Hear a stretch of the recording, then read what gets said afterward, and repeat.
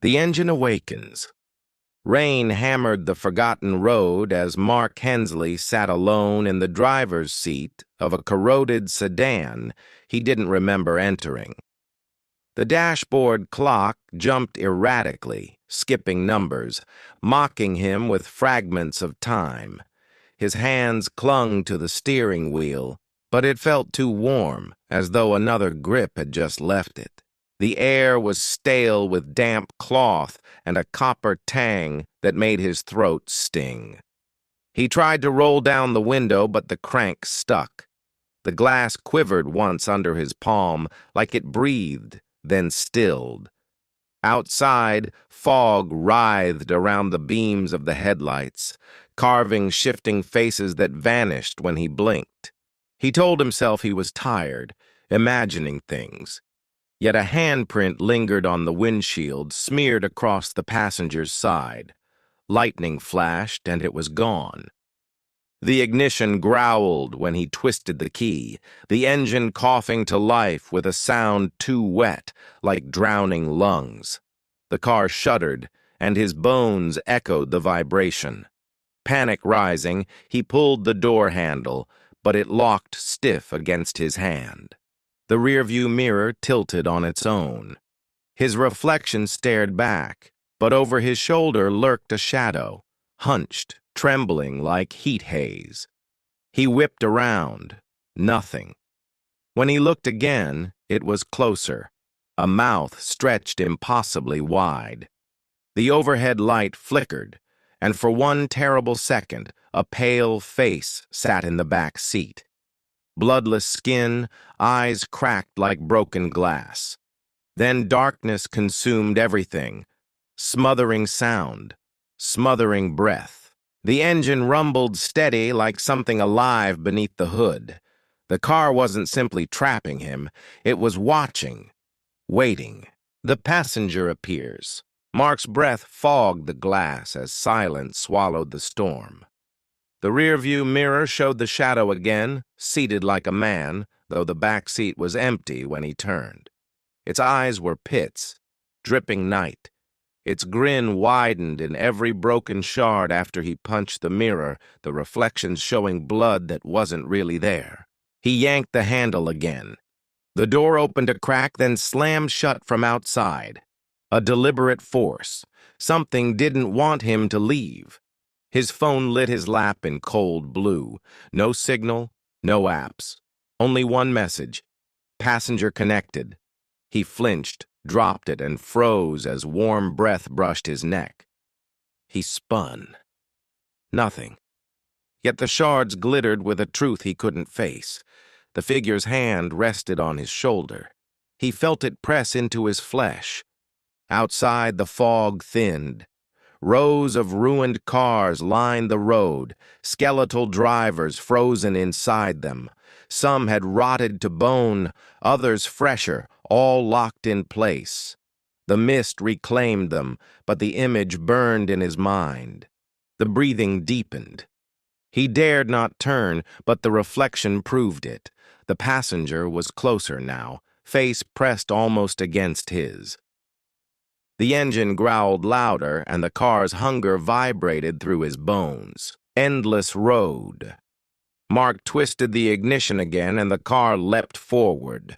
Tires screeched as he sped through fog, but the road repeated. The same bent tree, the same flickering lamp. No matter his speed, he circled endlessly, caught in a loop.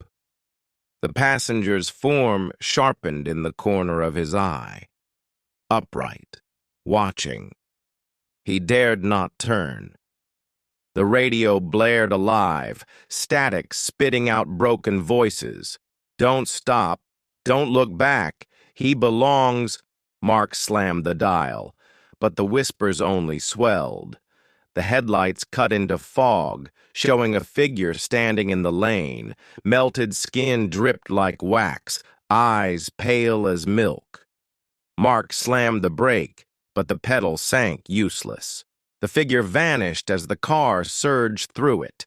When the mist cleared, he was back where he had started, the crooked tree mocking him.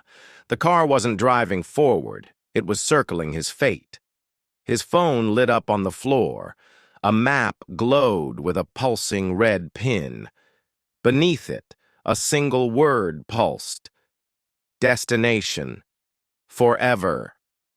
The passenger laughed, a sound fusing with the engine until he couldn't tell one from the other. Homecoming. Mark's body trembled, but his limbs no longer obeyed him. His foot pressed the gas without consent. His fingers locked on the wheel, iron stiff. The car drove itself.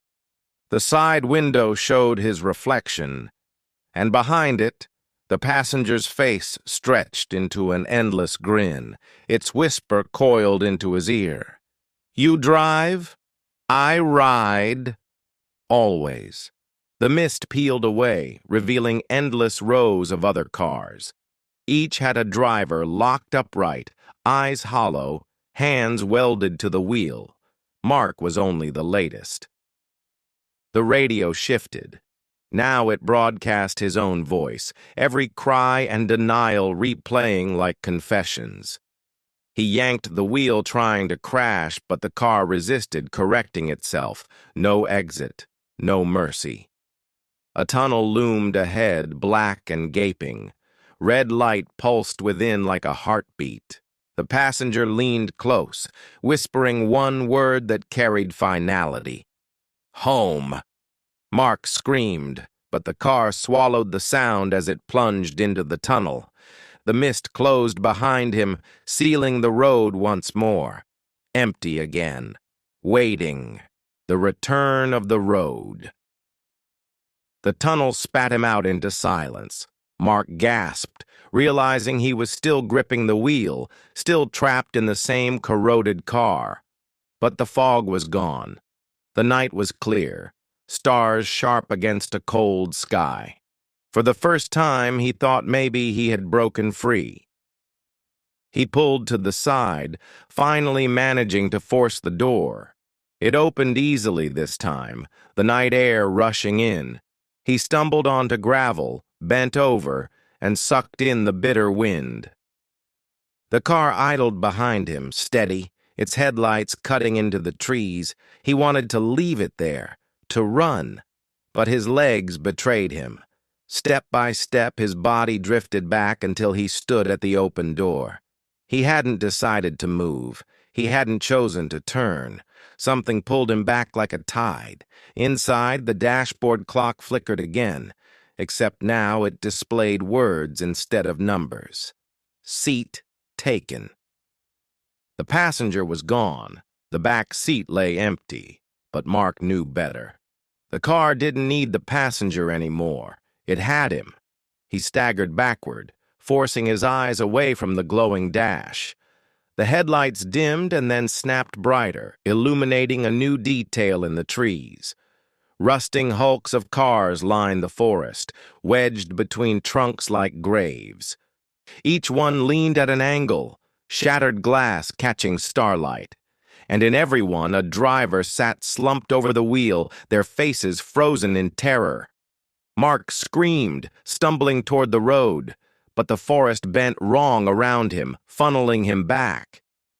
Every step carried him closer to the idling car.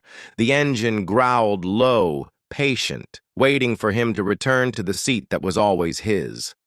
The next passenger, Mark fought harder, dragging his body against the invisible current. He clawed at bark, skin splitting under his nails, but the pull dragged him inexorably back. The car door gaped open like a mouth. When he collapsed beside it, the radio snapped alive again. This time the static formed words, not whispers. Next passenger confirmed. He dared to glance inside. The rearview mirror had repaired itself, whole once more, and in it he saw not his reflection, but someone else's. A young woman, confused, pale, sitting alone in the driver's seat of her own car. She looked around, frightened, unaware of what waited. Mark's stomach turned. The car was already reaching for her, claiming her across distance, across reality. "Stop it," he begged, voice ragged. "Take me, not her." The dashboard words shifted. "Already yours." The engine roared, and before Mark could rise, the door slammed shut. The headlight snapped off, leaving him kneeling in darkness. A second later, his ears filled with the sound of another ignition, faint and far away, but unmistakable. Somewhere out on another lonely road, the game had begun again. Mark screamed until his throat tore. The trees